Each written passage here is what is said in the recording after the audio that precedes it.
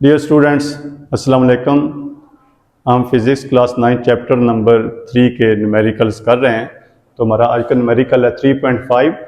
N astronaut weighs 70 kilogram, he throws a wrench of mass 300 gram at a speed of 3.5 meter per second. Determine the speed of astronaut as he recoil away from the wrench. The distance covered by the astronaut in 30 minutes.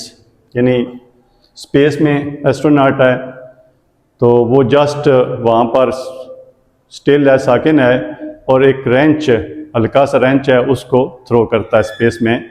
तो उस throw करने से उसके recoil में वो खुद move करता है और हमने मालूम करना है कि उसकी जो वेलोसिटी है वो क्या है और 30 मिनट्स में वो कितना दूर चला जाता है। तो यहाँ पर हमारे पास गिवन डाटा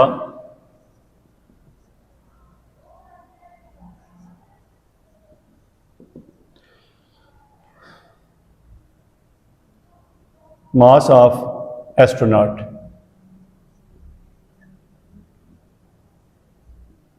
इसका M1 से शो करेंगे और ये 70 किलोग्राम।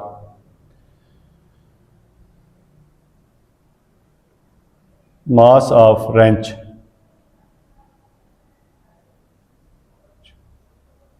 इसको हम M2 से लिखेंगे और ये 300 ग्राम।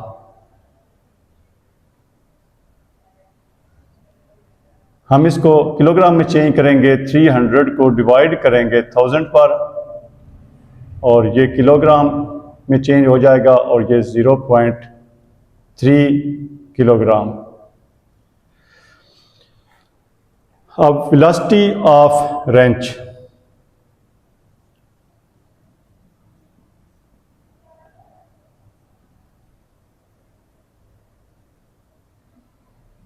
V2, ये 3.5 मीटर पर second.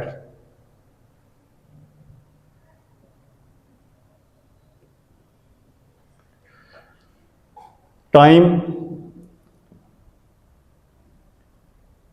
T equal to 30 minutes. इसको हम चेंज करेंगे सेकंड्स में, 30 मल्टीप्लाई 60 सेकंड्स और ये 1800 सेकंड्स। अब टू फाइंड, हमने क्या फाइंड करना है?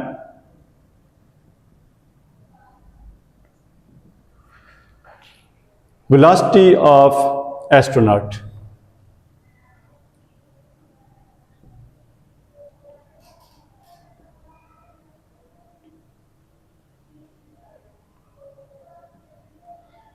V1, distance covered by astronaut,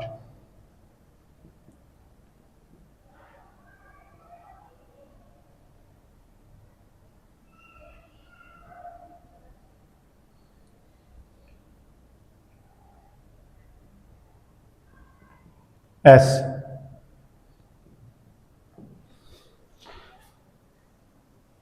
अब ये न्यूमेरिकल भी हम law of conservation of momentum को यूज़ करते हुए इसको सॉल्व करेंगे, लेकिन हमने देखना है कि जब एस्ट्रोनॉट ने रेंच थ्रो किया है तो थ्रो करने से पहले रेंच की वेलोसिटी भी ज़ीरो थी और एस्ट्रोनॉट जो है उसकी वेलोसिटी भी ज़ीरो थी। तो इसलिए मोमेंटम बिफोर थ्रो जो है उसकी टोटल वैल्यू ज़ीरो आएगी। तो law of conservation of momentum ये कहता है कि टोटल मोमेंटम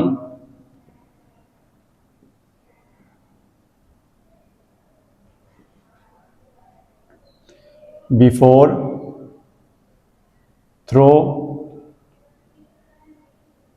इक्वल होगा टोटल मोमेंटम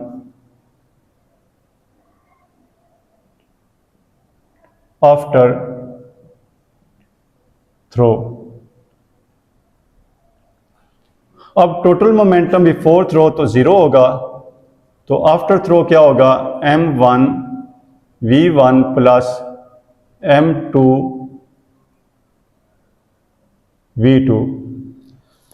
अब हमने चूंकि v1 फाइंड आउट करना है तो m1 v1 इक्वल टू आएगा -m2 v2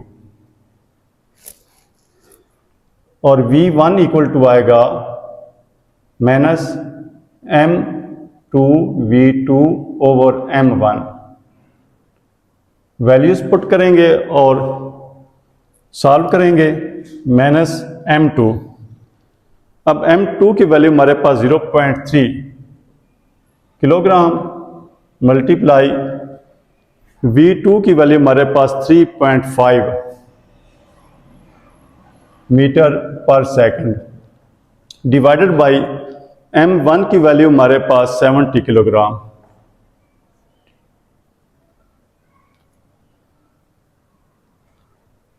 अब 3.5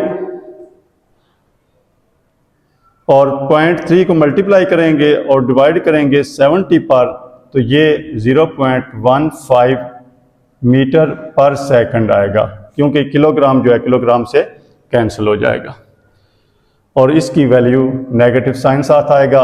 और ये नेगेटिव साइन जो है ये शो करता है कि एस्ट्रोनॉट की जो वेलोसिटी है वो रेंच की वेलोसिटी के ऑपोजिट डायरेक्शन में है। सिर्फ ये डायरेक्शन को शो करने के लिए नेगेटिव साइन आ रहा है। अब हमने टोटल डिस्टेंस जो है वो कवर करना है। अब हमने टोटल डिस्टेंस मालूम करना है, तो डिस्टेंस कवर्ड बाय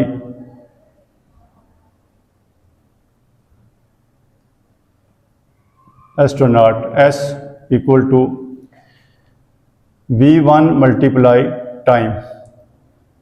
अब यहाँ पर v1 की जो वैल्यू है वो हम पॉजिटिव पुट करेंगे, चूंकि डिस्टेंस जो होता है वो ऑलवेज पॉजिटिव होता है, उसकी वैल्यू पॉजिटिव होती है, वो नेगेटिव उसकी वैल्यू नहीं होती। तो क्योंकि नेगेटिव जो साइन है ये सिर्फ डायरेक्शन के लिए है, तो हमने इसकी वैल्यू जो है वो 0.15 मीटर पर सेकंड पुट करेंगे मल्टीप्लाई टाइम की वैल्यू हमारे पास 1800 सेकंड। 1800 मल्टीप्लाई 0.15, इसको मल्टीप्लाई करेंगे तो ये 270 मीटर। सेकंड की पावर -1 और सेकंड की पावर +1 जो है ये आपस में कैंसिल हो जाएंगे, ये नहीं लिखी जाएंगी। 270 मीटर जो है वो डिस्टेंस कवर्ड होगा बाय एस्ट्रोनॉट।